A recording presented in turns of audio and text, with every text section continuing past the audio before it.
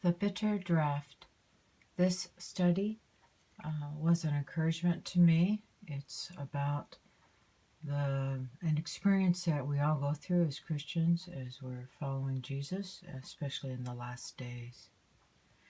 The Bitter Draft, Ellen White, Early Visions, published in The Present Truth, September 1, 1849. As you read this, you can see that this is a test that she identifies we all go through.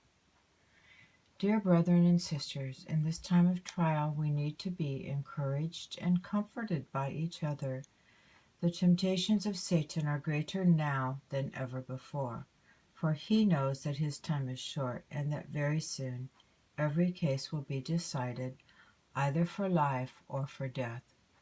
It is no time to sink down beneath discouragement and trial now, but we must bear up under all our afflictions and trust wholly in the mighty God of Jacob.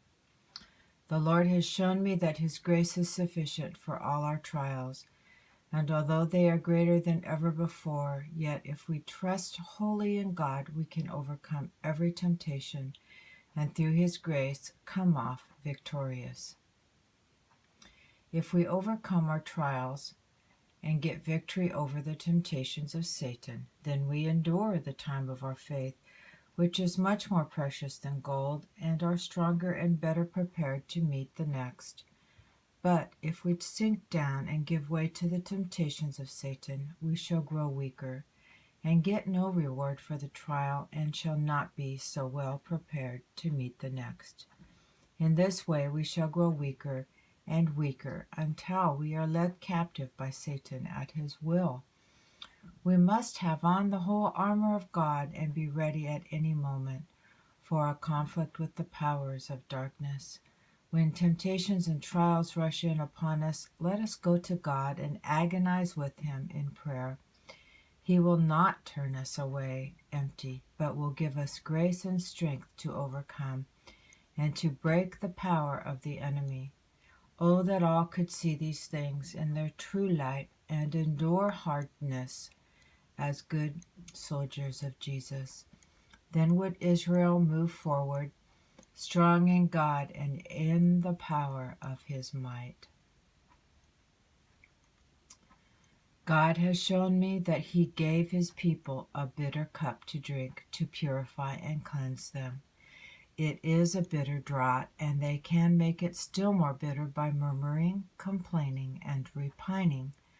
Those who receive it thus must have another draught, for the first does not have its designed effect upon the heart, and if the second does not affect the work, then they must have another and another until it does have its designed effect, or they will be left filthy and impure in heart. I saw that this bitter cup can be sweetened by patience, endurance, and prayer, and that it will have its designed effect upon the hearts of those who thus received it, and God will be honored and glorified. So we see in this paragraph that we repeat things over and over, patterns in our life, and there's a reason for this. It is no small thing to be a Christian and be owned and approved of God. The Lord has shown me some who profess the present truth, whose lives do not correspond with their profession. They have got the standard of piety altogether too low and come far short of Bible holiness. Some engage in vain, unbecoming conversation, and others give way to the risings of self. We must not expect to please ourselves, live and act like the world, have its pleasures, and enjoy the company of those who are of the world, and reign with Christ in glory. We must be partakers of Christ's sufferings here, if we would share in his glory hereafter. If we seek our own interest, how we can please ourselves instead of seeking to please God and advance his precious suffering cause, we shall dishonor God and the holy cause we profess. We have but a little space of time left to work for God, Nothing should be too dear to sacrifice for the salvation of the scattered and torn flock of Jesus. Those who make a covenant with God by sacrifice now will soon be gathered home to share a rich reward and possess the new kingdom forever and ever. Oh, let us live wholly for the Lord and show by a well-ordered life and godly conversation that we have been with Jesus and are his meek and lowly followers. We must work while the day lasts, for when the dark night of trouble and anguish comes, it will be too late to work for God. Jesus is still in his holy temple and will now accept our sacrifices and our prayers and our confession of faults and sins, and will now pardon all the transgressions of Israel, that they may be blotted out before he leaves the sanctuary. So notice that she's talking about a dark night, a night of trouble and anguish. When Jesus leaves the sanctuary, then he that is holy and righteous will be holy and righteous still.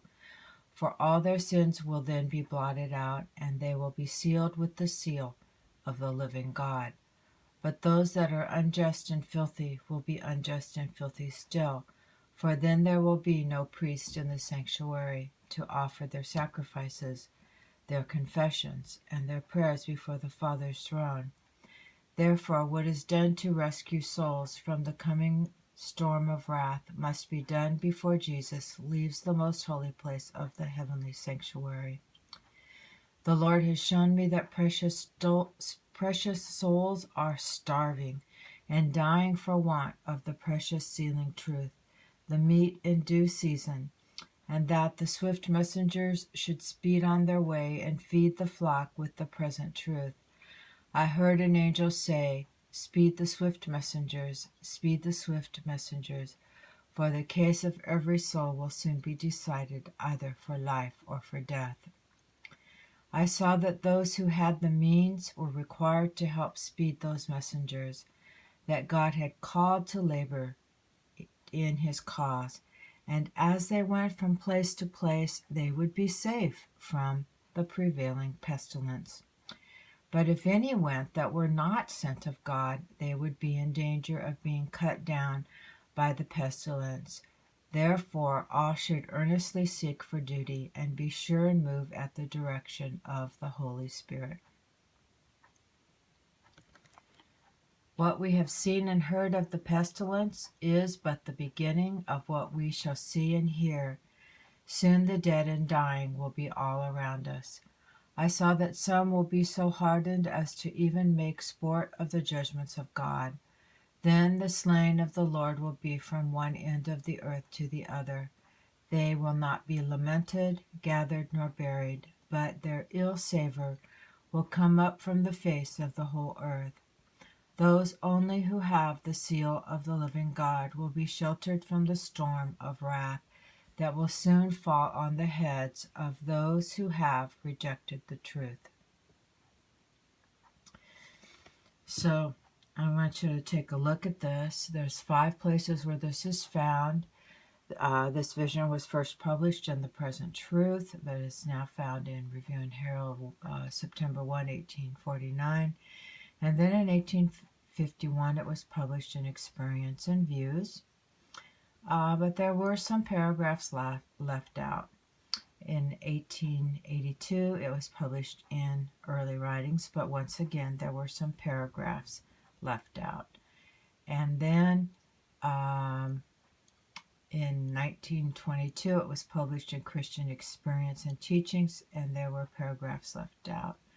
So parts of 3 paragraphs were placed in Spiritual Gifts, Volumes 2, in 1860. Now the paragraphs that were left out are basically the last 3 paragraphs that I showed you. Then sometimes as this was put in these 5 different documents, they separated out larger paragraphs to make 2 smaller ones, or perhaps the opposite of that. So it's a worthwhile study to see that pretty much all of this is in these 5 documents. At least it's written the way that it was written, with a few revisions on a word here and there. So it's worth a worthwhile study. So hope you've enjoyed this study. Thank you.